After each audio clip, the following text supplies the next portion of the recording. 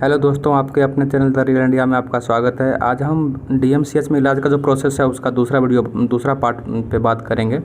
पिछले वीडियो में हमने बात किया था कि आपका अगर पहली बार आ रहे हैं तो आपका क्या प्रोसेस को फॉलो करना है, रजिस्ट्रेशन कैसे करवाना है, दवाई ववाई कहाँ से मिलेगा और डॉक्टर कहाँ बैठते हैं या फिर जो टेस्ट है वो कहाँ पे होता है। जबकि आज हम बात करेंगे कि उसके बाद का क्या प्रोसेस है।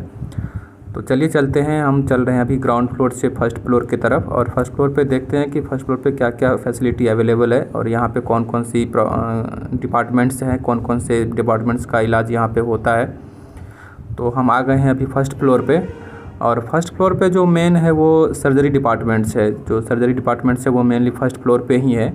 तो सर्जरी से जितने रिलेटेड जितने भी काम हैं, चाहे वो किसी भी बॉडी के किसी भी पार्ट का सर्जरी हो, वो आपको फर्स्ट फ्लोर पे ही मिलेगा। और एक्सरे डिपार्टमेंट भी यही है। देखिए यहाँ पे लिखा भी हुआ है सर्जरी ओपीडी। तो आपको यहाँ पे सर्जरी का सारा काम होगा। ये बीच में देखिए रास्ता बना हुआ है, दोनों तरफ डॉक्टर्स केबिन होते हैं, एक्सरे रूम्स होते हैं, मशीन वशीन का जो भी जांच उसका घर है सारा यहीं पे होता है।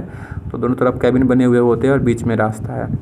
और अब हम चलते हैं सेकंड फ्लोर पे और देखते हैं कि सेकंड फ्लोर पे क्या है। तो सेकंड फ्लोर की बात करें हम तो सेकंड फ्लोर पे जो वो जनरल वार्ड्स है। जनरल वार्ड्स का मतलब ये है कि जनरल वार्ड्स में आपको जो जनरल प्रॉब्लम्स होती है लोगों को, चाहे वो वेदर की वजह से हो, एलर्जी की वजह से हो या कुछ और वजह से हो, तो वो यहाँ पे उसका डिपार्टमेंट है, वो इसका इलाज यहाँ पे होता है।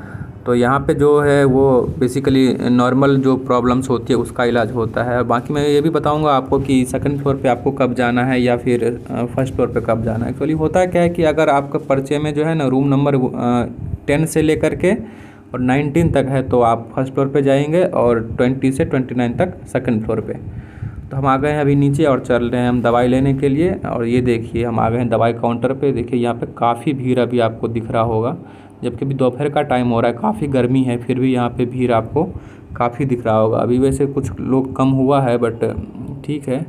तो हमने लाइन में लग के ले लिया है दवाई और हमको जो है वो पूरा दवाई तो नहीं मिला है, हमको कुछ दवाई मिला है और कुछ बोला है बाहर से लेने के लिए। तो हम दिखाते हैं आपको कि कौन कौन सा दवाई हमको मिला है और कौन कौन सा हमको बाहर से लेने के लिए बोला है। और मैं ये भी बताऊंगा कि जो है वो पर्ची का क्या सिस्टम है, दवाई रिफिलिंग का क्या सिस्टम है या डॉक्टर के बैठने का क्या सिस्टम है, वो मैं आपको बताऊंगा। तो देखिए मेरे पास एक न्यू रजिस्ट्रेशन है और एक ये पुराना वाला है। तो दोनों में डिफरेंस क्या, मैं वो बात बता रहा हूँ आपको कि दोनों में क्या डिफरेंस है। तो सबसे पहले बात कर रहे हैं पर्ची का। तो पर्ची पे डिटेल्स जो होती है वो पेशेंट्स का होता है। सबसे पहले ऊपर में आपको मिल जाएगा हॉस्पिटल का एड्रेस, हॉस्पिटल का नेम और जो है वो रजिस्ट्रेशन स्लिप ये लिखा हुआ मिलेगा और जो डिपार्टमेंट है वो डिपार्टमेंट का नाम रहेगा। बाकी आपको लेफ़्ट साइड में जो है वो पेशेंट का जेंडर मिल जाएगा, मेल या फीमेल। फिर आपको जो रूम नंबर जैसे यहाँ पे 20 देख रहे हैं आप, तो ये आपको सेकंड फ्लोर पे जाना है, जब बताया था पीछे। और इधर रजिस्ट्रेशन नंबर है, उसके बाद आपका नाम यानी पेशेंट का नाम है, फिर पेशेंट के फादर्स का नाम है और उनका जो भी चीज़ें हैं वो है। बाकी राइट साइड में आपको जो है वो रजिस्ट्रेशन डेट एंड टाइम मिल जाएगा। उसके बाद है रजिस्ट्रेशन फ़ी जो है 5 रुपये लगता है यहाँ पे, वो भी आपको यहाँ पे लिखा हुआ मिल जाएगा।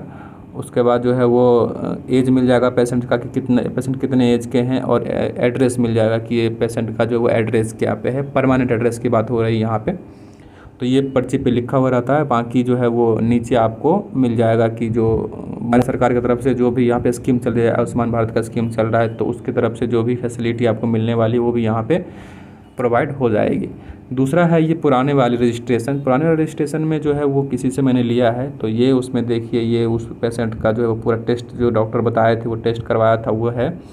यहाँ पे जो दवाई लिखा गया था वो दवाई है, 5 दवाई उस लिखा गया था, जिसमें से 3 उसको अभी मिल गया है और 2 नहीं मिला है। जो मिल गया उसमें वो टिक लगा देते हैं कि ये आपको मिल गया है। बाकी जो नहीं मिलते हैं वो आपको बोल देंगे कि आपको बाहर से लाना है। तो इनको अभी ये एक सिरप मिला है, तो एक सिरप मिला है। बाकी ये 5 दिन के लिए एक टैबलेट मिला है जो इनको खाना है और ये टैबलेट है जो 3 टैबलेट पर डे के हिसाब से भी उनको मिला है। तो 3 दवाई इसको यहाँ पे मिला है और 2 दवाई इसको बाहर से लाना पड़ेगा।